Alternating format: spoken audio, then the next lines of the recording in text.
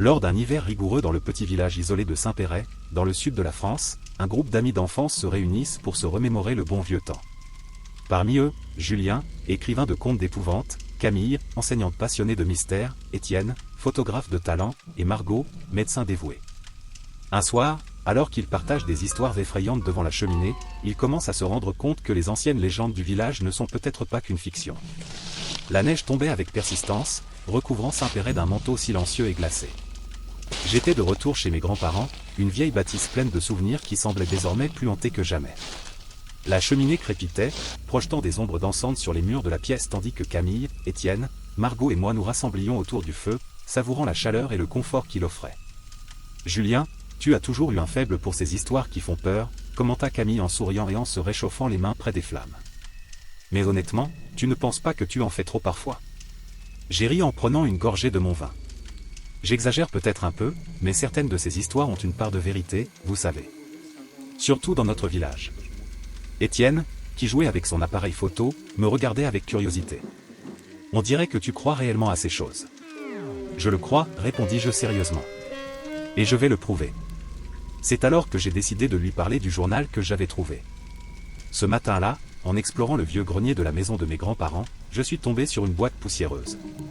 À l'intérieur, caché parmi de vieux albums photos et des jouets oubliés, se trouvait un journal en cuir aux pages jaunies par le temps. Ce que j'ai trouvé à l'intérieur était inquiétant. « J'ai trouvé quelque chose aujourd'hui », commençai-je en prenant le journal et en l'ouvrant lentement. Un journal qui appartenait à quelqu'un de notre famille, peut-être un ancêtre. Et ce qui est écrit ici, est effrayant. Margot, toujours sceptique, haussa un sourcil. « Effrayant, comment ?» « Disparition mystérieuse », répondis-je en feuilletant les pages pour trouver les passages pertinents. Reportage de personnes disparues sans laisser de traces, légende d'un manoir abandonné dans la forêt, la maison de l'ombre. « Maison de l'ombre », répéta Camille en se penchant en avant. « J'ai déjà entendu ce nom. C'est le vieux manoir que tout le monde évite, n'est-ce pas ?»« Exactement, confirmai-je. Et d'après le journal, il se passe quelque chose de très sombre là-bas. » Au fur et à mesure que je lisais à haute voix les récits inquiétants, l'atmosphère dans la pièce a changé.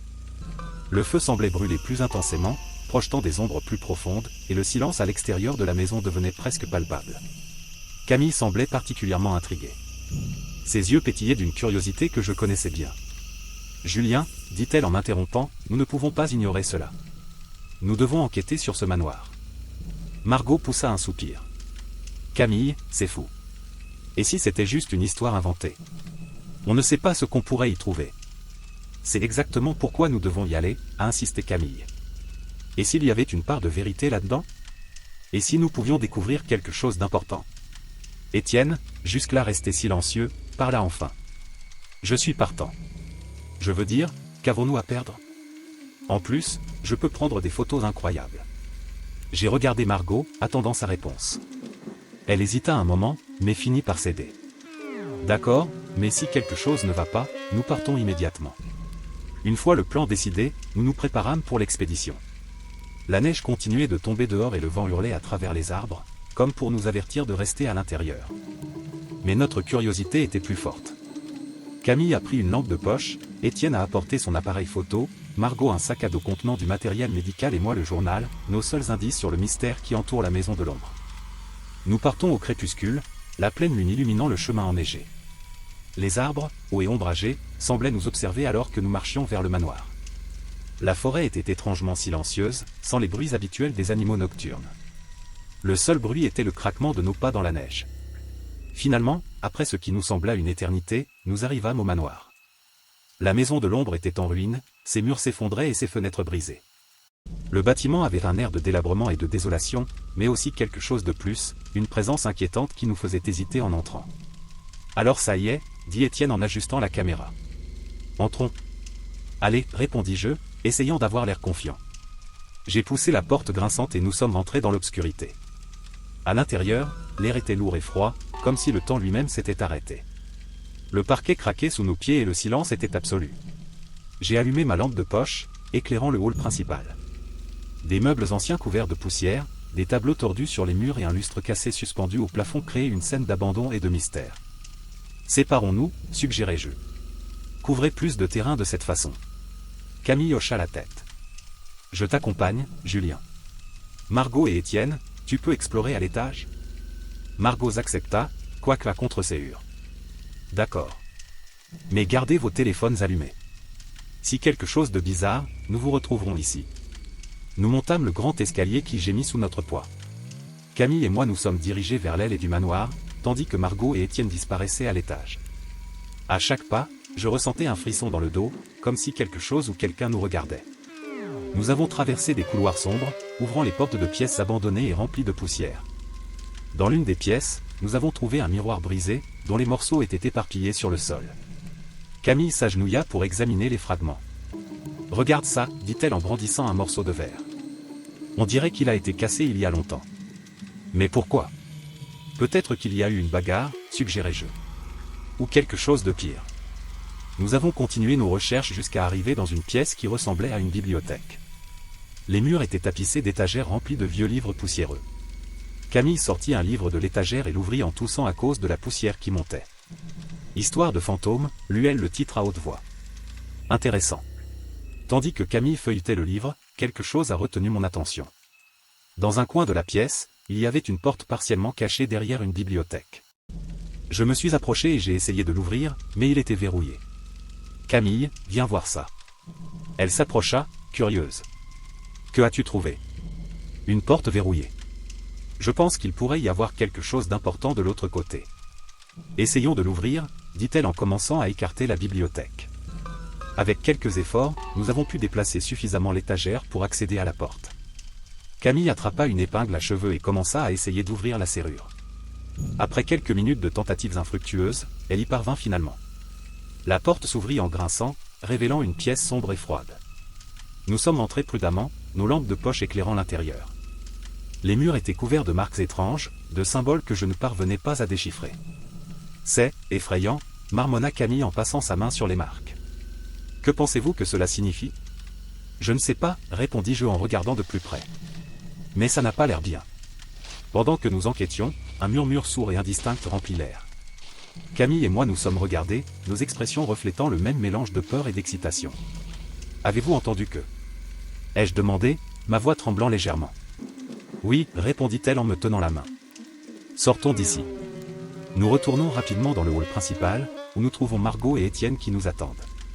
Étienne avait l'air agité, tenant fermement son appareil photo. « Vous l'avez entendu aussi » demanda-t-il, les yeux écarquillés. « Oui » confirma Camille. Des murmures. Et nous avons trouvé d'étranges marques sur les murs. « J'ai pris quelques photos » a déclaré Étienne. « Mais je ne sais pas s'ils montreront quelque chose.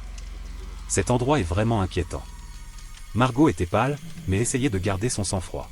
« Nous devons sortir d'ici. C'est dangereux. » Nous avons accepté, et ensemble nous avons quitté le manoir, le vent froid nous accueillant avec force. Nous repartons à pied à travers la forêt, le silence plus oppressant qu'auparavant. Quand nous sommes finalement arrivés chez mes grands-parents, nous avons senti le vent hurler dehors alors qu'Étienne, Camille, Margot et moi étions réunis dans le salon de l'ancienne maison de mes grands-parents. La cheminée crépitait vigoureusement, procurant une chaleur réconfortante contrastant avec le froid mordant de l'hiver dehors. La découverte du journal dans le grenier avait suscité en chacun de nous une curiosité presque insatiable. Mon esprit était encore occupé par les souvenirs troublants des étranges marquages de la maison de l'ombre et des murmures inexplicables qui nous avaient tourmentés lors de notre précédente visite. Étienne était assis dans un coin, concentré en tripotant son appareil photo. Il avait passé toute la journée à développer les photos qu'il avait prises au manoir, et je pouvais voir la tension sur son visage alors qu'il examinait chaque image avec une attention obsessionnelle. « Il y a quelque chose qui ne va pas, Julien, » dit-il, brisant enfin le silence. Ses yeux étaient écarquillés et il paraissait plus pâle que d'habitude. « Que as-tu trouvé » ai-je demandé en m'approchant. Camille et Margot s'approchèrent également, curieuses de voir ce qui avait tant bouleversé Étienne. Il a passé les photos une à une. Les marques sur les murs étaient clairement visibles, mais en arrière-plan, quelque chose d'encore plus troublant se révélait. Des silhouettes sombres et indistinctes semblaient se cacher dans l'ombre et nous observer. Ils n'étaient pas visibles quand nous étions là-bas, mais maintenant, sur les photos, ils sont indéniables. « C'est impossible » murmurai-je. « Nous n'avons rien vu de tout cela pendant notre séjour. »« Je sais » répondit Étienne, la voix pleine d'inquiétude. « Mais ils sont ici, sur les photos. Et pas seulement sur une ou deux. Sur chacune d'elles. » Margot inspira profondément, essayant de rester calme. « Nous devons comprendre ce qui se passe ici.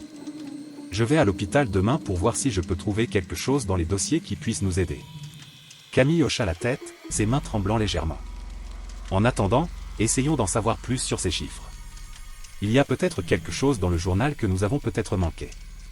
Le lendemain, Margot partait tôt pour l'hôpital, tandis que Camille et moi nous plongions dans le journal, relisant chaque page, à la recherche de tout indice pouvant expliquer ce qu'Étienne avait capturé avec son appareil photo. La journée s'écoulait lentement, chaque minute s'éternisant au milieu du sentiment croissant d'agitation qui planait sur nous. Lorsque Margot revint, le soleil était déjà couché et la pièce n'était à nouveau éclairée que par la cheminée.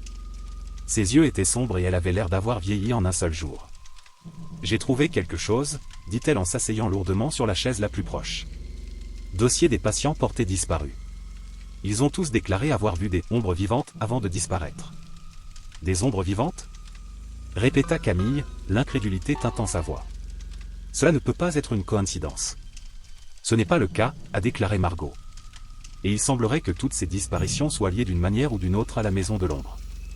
Nous avons alors décidé que la seule façon d'obtenir des réponses était d'affronter directement nos peurs. Nous avions prévu de passer la nuit au manoir, dans l'espoir de percer le mystère qui semblait entourer la villa.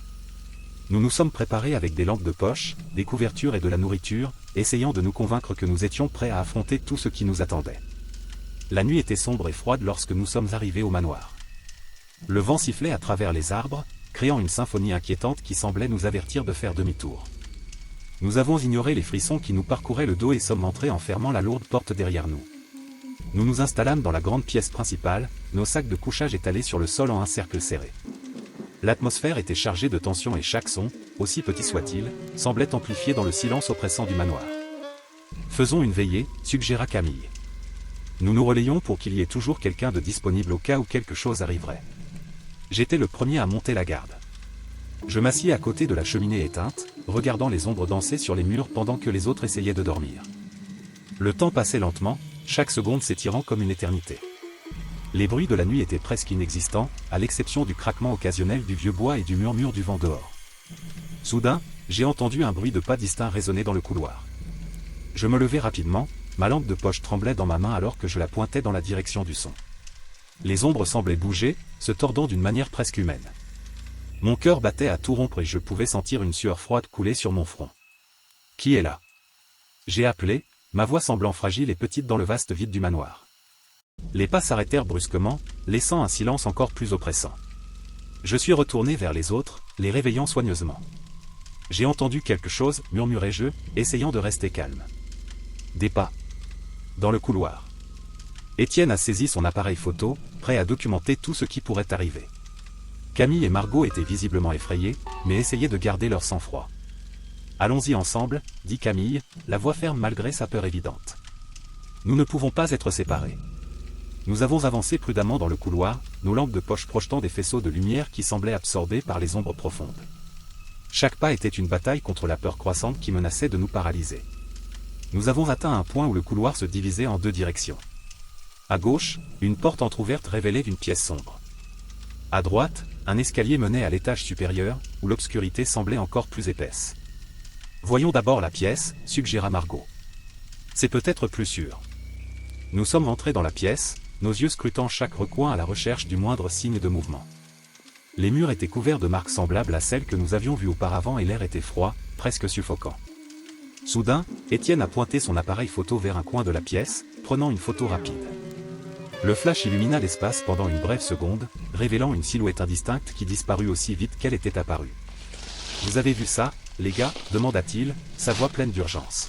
« Oui, » répondis-je, sentant un frisson parcourir ma colonne vertébrale. « Nous devons sortir d'ici. Maintenant. » Nous avons quitté la pièce, nos pas précipités résonnant dans les couloirs vides. Le sentiment d'être observé était presque palpable, et je pouvais sentir les yeux invisibles nous suivre alors que nous essayions de retrouver notre chemin vers la pièce principale. Quand nous sommes finalement arrivés, nous nous sommes réinstallés, essayant de traiter ce que nous avions vu. Les silhouettes sombres, les pas, le sentiment d'être observé, tout cela indiquait quelque chose qui dépassait de loin notre compréhension. « Nous ne pouvons pas ignorer ce qui se passe ici », a déclaré Camille d'une voix ferme. « Nous devons découvrir la vérité, aussi terrifiante soit-elle. » La nuit s'est déroulée dans un tourbillon de bruits inquiétants et d'images fugaces. Chacun de nous a fait sa veillée et nous avons tous rapporté des expériences similaires, des bruits de pas, des murmures, des ombres qui semblaient bouger d'elles-mêmes.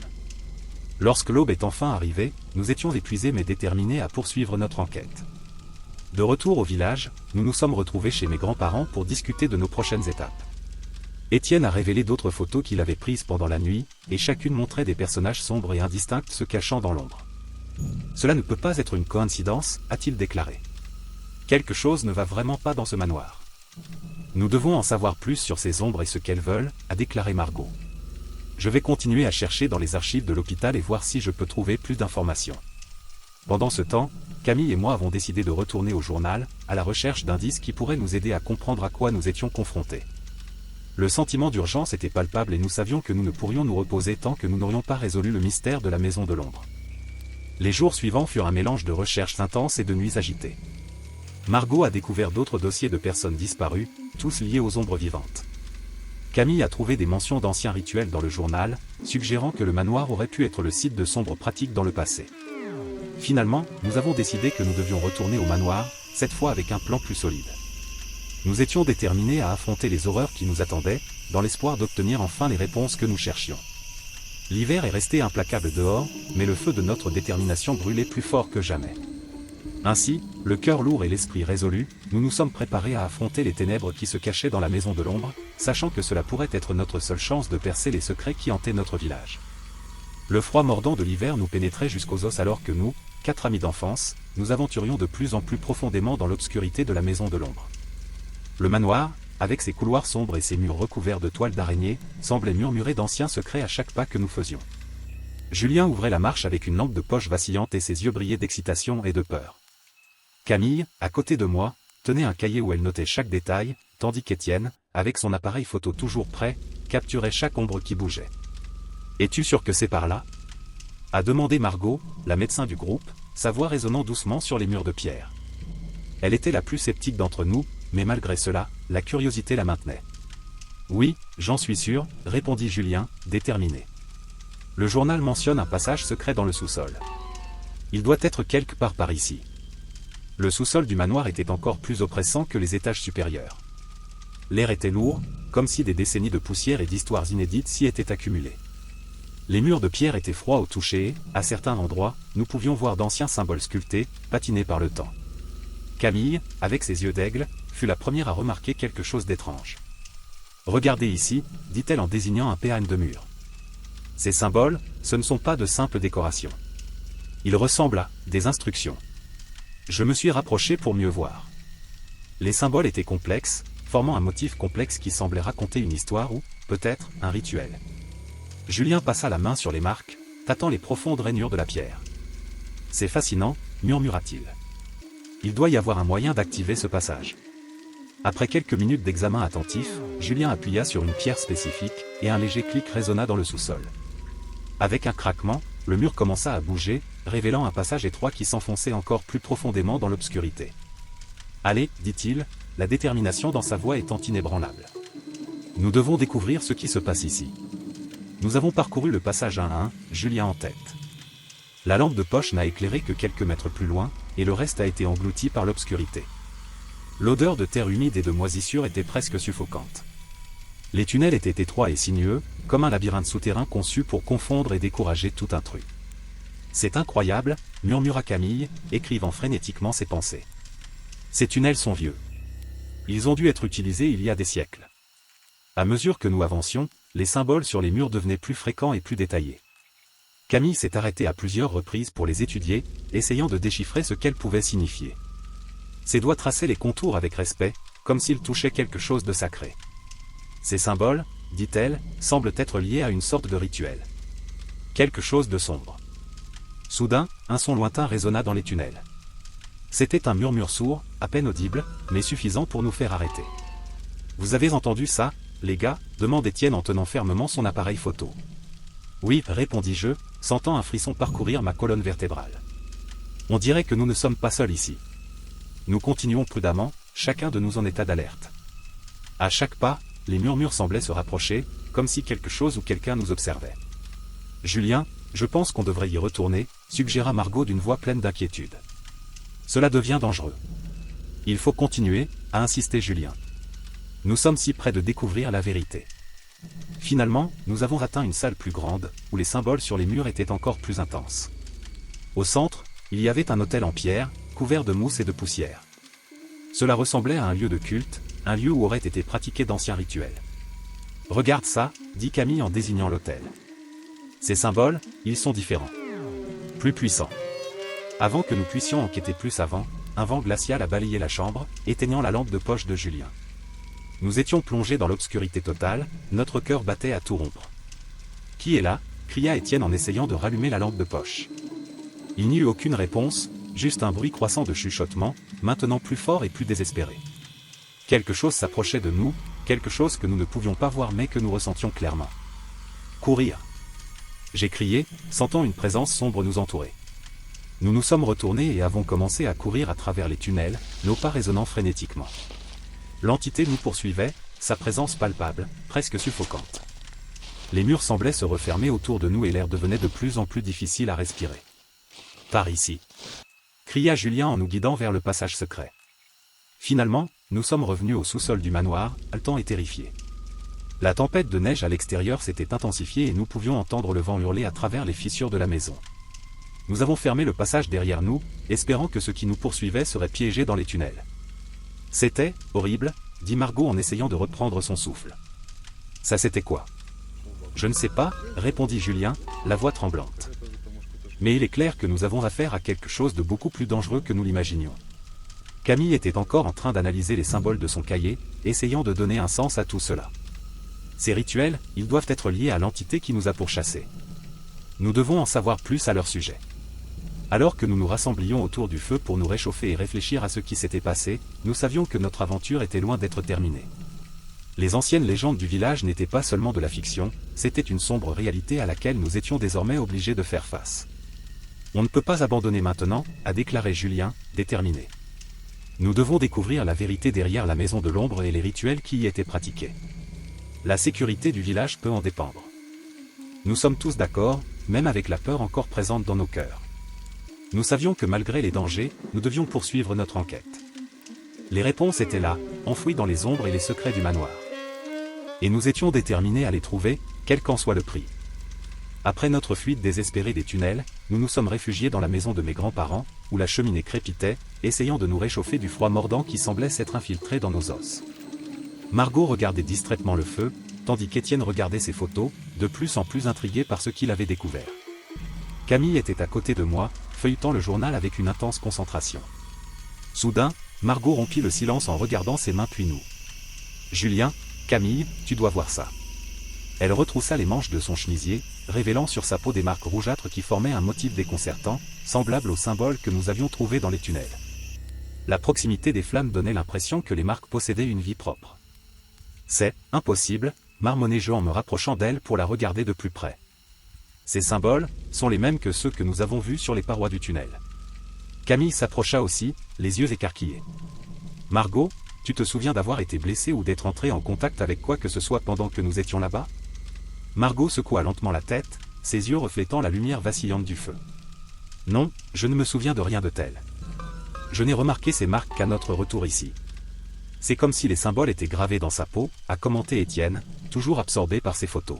« C'est vraiment bizarre. » Avant que nous puissions discuter davantage, Étienne s'est soudainement levé, tenant une des photos avec une expression troublée. « Vous devez voir ça, les gars. » Il nous a montré l'image d'un personnage encapuchonné debout à côté d'un autel, quelque chose qu'il a juré de ne pas se souvenir d'avoir photographié. Ce n'était pas là quand j'ai pris la photo. Je l'aurais remarqué. Cela devient de plus en plus sinistre de minute en minute, dit Camille en se mordant la lèvre. Il faut qu'on découvre ce qui se passe. Julien, est-ce que le journal mentionne quelque chose à propos de ces symboles ou de ces personnages encapuchonnés? Je m'assis à côté de Camille, feuilletant frénétiquement les pages jaunies du journal. Ici, j'ai souligné un passage qui semblait pertinent. Cela parle d'un ancien culte appelé les enfants de l'ombre. Ils croyaient que les sacrifices humains lors des tempêtes hivernales pouvaient invoquer de puissantes entités. Margot tressaillit et Étienne poussa un gros soupir.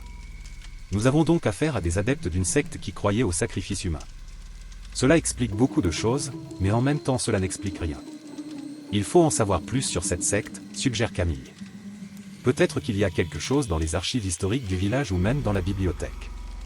Ou nous pouvons commencer avec ce que nous avons ici, dis-je en désignant le journal. Il y a plus de détails sur leurs rituels et leurs intentions. Il semble qu'ils aient utilisé les tempêtes hivernales pour renforcer leur pouvoir et atteindre leurs entités.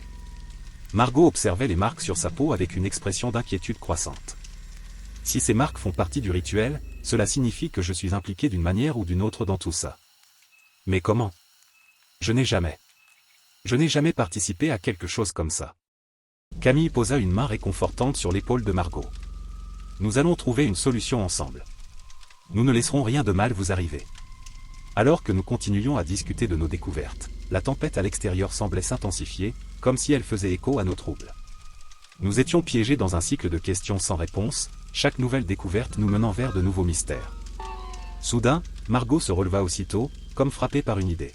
« Julien, tu as évoqué quelque chose à propos des sacrifices humains. Et si les gens qui disparaissaient dans le village, et s'ils faisaient partie de ces rituels ?» L'idée flottait dans l'air comme une ombre, apportant un nouveau niveau de terreur à la situation. « C'est possible, admis-je. Nous devons comprendre le lien entre ces disparitions et la secte. Peut-être que les tunnels contiennent plus d'indices. » Étienne hocha la tête, fixant toujours la photo de la silhouette encapuchonnée. « Ces tunnels semblent être la clé de tout. Mais je ne sais pas si nous sommes prêts à y retourner. » « Nous n'avons pas le choix, affirme Camille avec détermination. Nous devons y faire face une fois pour toutes. Mais d'abord, mieux nous équiper. Nous ne pouvons pas être à nouveau pris au dépourvu. Nous avons passé le reste de la nuit à planifier notre retour vers les tunnels, à rassembler des lampes de poche, des cordes et tout ce qui pourrait nous aider à naviguer dans le labyrinthe souterrain. La tension était palpable, mais nous étions unis par l'envie de résoudre le mystère qui hantait notre village depuis si longtemps. Le lendemain matin, alors que la tempête faisait toujours rage dehors, nous nous préparons pour la descente. Avant de partir, Margot nous regarda avec une expression sérieuse. Peu importe ce qui se passe là-bas, nous devons rester unis. Nous ne pouvons pas nous permettre de nous perdre. Je suis d'accord, dit Étienne en ajustant son appareil photo. Et si nous voyons un signe de danger, nous revenons immédiatement. Sur ces mots, nous sommes retournés au manoir, où des tunnels nous attendaient avec leurs sombres secrets. Chaque pas que nous faisions semblait porter le poids de générations de mystères non résolus, et le manoir semblait nous accueillir avec un silence oppressant. Nous descendîmes au sous-sol, où le passage secret était encore ouvert comme une sombre invitation. Lampe de poche allumée, nous nous sommes aventurés dans les tunnels, déterminés à découvrir la vérité, quoi qu'il en coûte. Les murs sculptés de symboles anciens semblaient nous observer à mesure que nous avancions. Camille ouvrait la voie, journal à la main, essayant de déchiffrer tout indice qui pourrait nous guider. Margot se tenait à proximité, ses marques brillant à la lumière de la lampe de poche comme un rappel constant du danger auquel nous étions confrontés. Ces tunnels semblent sans fin, marmonnai-je en essayant de garder ma voix calme. Cela fait déjà un bon moment que nous nous éloignons de l'entrée. Nous devons trouver cet hôtel, dit Camille en tournant au coin de la rue. Les personnages encapuchonnés, les rituels, tout indique un lieu précis où se sont déroulés ces événements. Soudain, Étienne s'est arrêté, tenant fermement la caméra. « Vous avez entendu ça, les gars ?» Nous étions tous silencieux, écoutant attentivement. Un son lointain, presque comme un murmure, résonnait dans les tunnels. C'était impossible à distinguer, mais cela dégageait un sentiment d'urgence. « Continuons, dis-je en essayant de rester calme. Nous sommes proches de quelque chose, je le sens. » Nous avons continué à marcher, le bruit de nos pas résonnant sur les murs de pierre. Finalement, nous arrivâmes dans une grande salle où se dressait au centre un autel en pierre. Des symboles anciens étaient gravés tout autour de lui et un sentiment de malaise imprégnait l'air. « Ce doit être l'endroit idéal, » dit Camille en s'approchant prudemment de l'autel. Le lieu des rituels. Margot regardait l'autel, comme en transe. « Je me sens étrange ici. Comme si quelque chose essayait de m'attirer. » Je posai une main sur son épaule, essayant de lui offrir du réconfort. « Nous sommes dans le même bateau, Margot. Découvrons ce qui se passe et mettons un terme à cela. » Étienne a commencé à prendre des photos de l'autel et des symboles, tandis que Camille étudiait le journal à la recherche de plus d'informations. Soudain, la température dans la pièce a semblé baisser drastiquement et nos respirations sont devenues visibles dans l'air. « Quelque chose ne va pas, » murmura Camille en feuilletant nerveusement les pages de son journal. Ces rituels, ils n'étaient pas uniquement destinés à invoquer des entités. Ils avaient également pour but de piéger les âmes des victimes ici. Margot recula d'un pas, les yeux écarquillés de peur. Alors, les gens qui ont disparu, sont piégés ici. C'est possible, dis-je, sentant un frisson parcourir ma colonne vertébrale. Nous devons trouver un moyen de les libérer. Avant que nous puissions en discuter davantage, une silhouette encapuchonnée est apparue à l'entrée du hall, ses yeux brillant dans l'obscurité. Tu ne devrais pas être ici, résonna une voix gutturale à travers les murs. Nous restons immobiles, la peur nous paralysant. La silhouette avançait lentement et nous pouvions voir plus de détails sur sa face cachée. Vous avez réveillé quelque chose qui ne devrait pas être dérangé, a-t-elle poursuivi, une menace voilée dans la voix. Qui es-tu demanda Camille. Dies chapitre 5. Dès que les premiers rayons du timide soleil matinal sont apparus entre les montagnes enneigées, Camille m'a convoqué pour une conversation privée. Nous étions dans le hall principal de la maison de mes grands-parents, où la cheminée crépitait encore des dernières braises de la veille. L'expression de Camille était sérieuse et je savais qu'elle avait découvert quelque chose d'important. « Julien, il faut qu'on parle du journal », dit-elle en tenant le carnet en cuir entre des mains tremblantes. « J'ai aussi pensé que nous devrions approfondir cette question », répondis-je, inquiet de ce qu'elle aurait pu découvrir. Camille inspira profondément avant de continuer. « J'ai passé la nuit à relire chaque page et j'ai découvert quelque chose qui était passé inaperçu auparavant. Il semble que le chef de la secte, connu sous le nom de Le Maître, n'a jamais été capturé. Selon certaines informations, il pourrait encore être présent, dans certaines formes, dans le manoir. Pensez-vous que son esprit est toujours là ? Ai-je demandé, essayant d'assimiler l'information. Oui. Et si c'est vrai, nous devons le confronter d'une manière ou d'une autre. Le journal mentionne un ancien rituel qui peut être utilisé pour exorciser des entités maléfiques. Je pense que c'est notre seule chance. L'idée d'affronter une entité surnaturelle faisait peur, mais on savait qu'on n'avait pas le choix. Nous réunissons Étienne et Margot pour discuter de la découverte de Camille. Tout le monde était visiblement secoué, mais déterminé à mettre fin à la terreur qui sévissait dans notre village. Je suis d'accord qu'il faut faire quelque chose, a déclaré Étienne en tenant son appareil photo comme s'il s'agissait d'une arme. Mais comment allons-nous réaliser ce rituel ? Nous avons besoin d'instructions claires. Camille ouvrit le journal sur une page spécifique, où un ancien rituel était décrit en détail. Et voilà. Nous avons besoin de quelques objets que l'on peut trouver dans le manoir, des bougies noires, un poignard en argent et un mélange d'herbes qui, je crois, peuvent être préparés avec des ingrédients de la forêt. Margot, toujours pratique, se leva aussitôt. Je vais préparer le mélange d'herbes.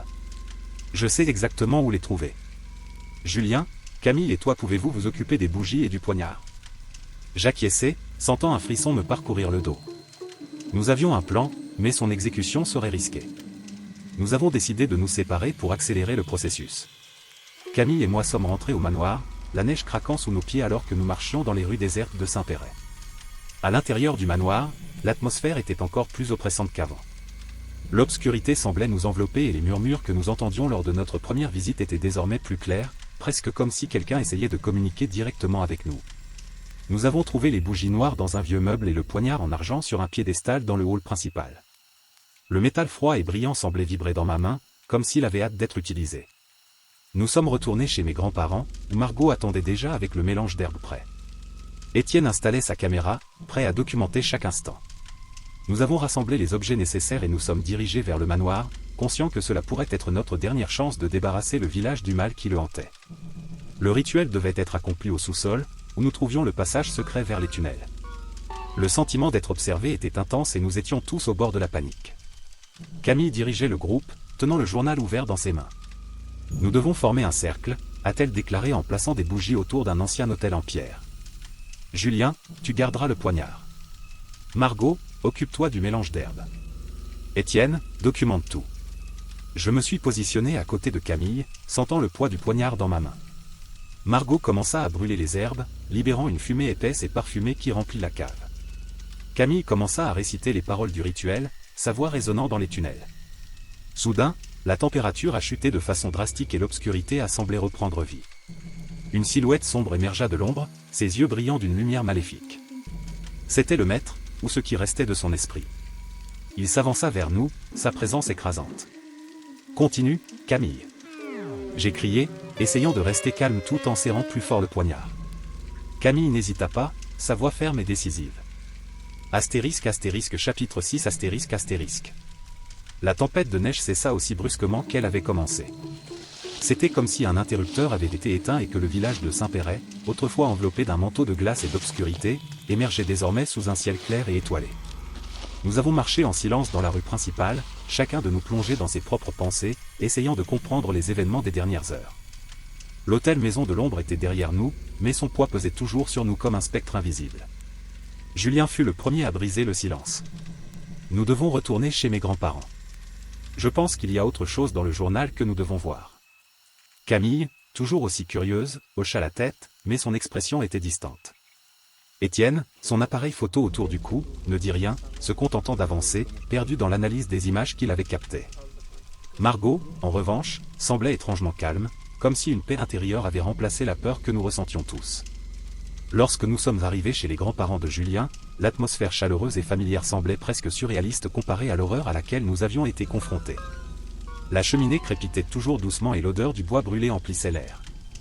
Nous nous sommes assis autour de la table et Julien a ouvert le journal, en feuilletant les pages avec une urgence croissante. « Il y a une entrée ici que je n'avais pas remarquée auparavant, dit-il d'une voix basse et tendue. C'est écrit de ma propre main. » Nous nous sommes tous penchés pour voir. Les mots sur la page étaient clairs, mais le contenu était inquiétant. Il décrivait avec précision les événements que nous venions de vivre, comme si quelqu'un les avait retranscrits au fur et à mesure. Julien lut à haute voix.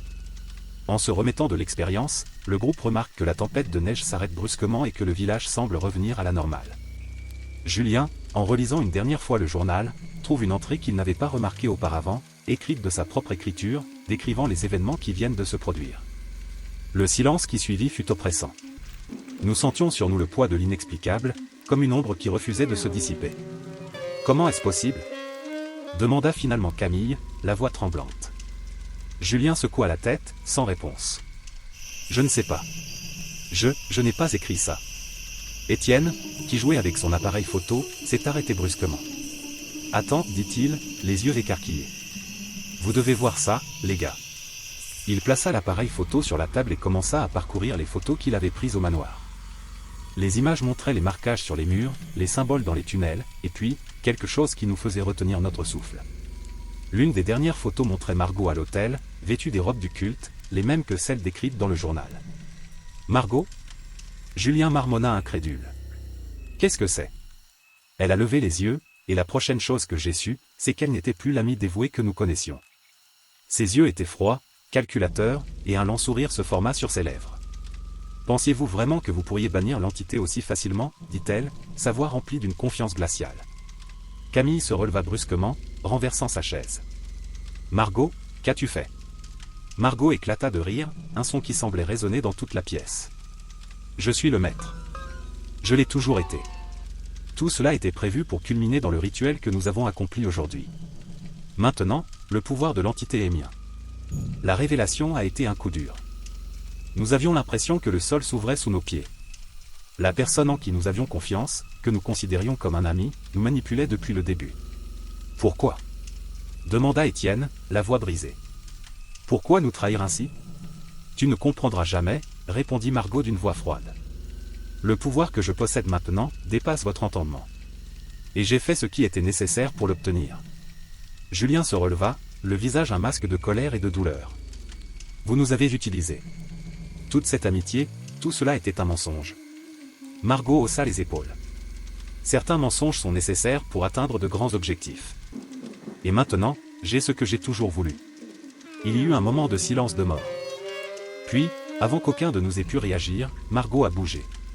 Elle murmura des mots dans une langue ancienne et une force invisible nous projeta contre les murs, nous piégeant sur place.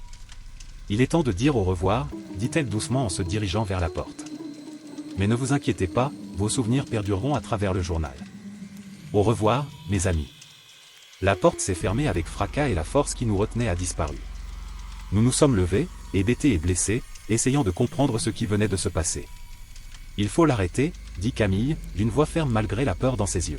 « Mais comment ?» demanda Étienne en regardant Julien. Julien ferma le journal d'un claquement. « Nous allons trouver un moyen. Nous ne pouvons pas la laisser conserver ce pouvoir. Nous allons trouver un moyen de lutter contre cela. Nous avons quitté la maison, déterminés à corriger notre erreur, mais avec la conscience que nous allions faire face à quelque chose de bien plus que ce que nous avions imaginé. Margot, notre amie, était désormais notre ennemie la plus dangereuse. Et la bataille ne faisait que commencer. Alors que nous traversions le village, la pleine lune a éclairé notre chemin et une nouvelle tempête a commencé à se former à l'horizon. Mais cette fois, nous étions prêts à affronter tout ce qui se présenterait à nous. Peu importe ce qu'il fallait, nous allions arrêter Margot. Le sort de Saint-Péray, et peut-être bien plus encore, dépendait de nous.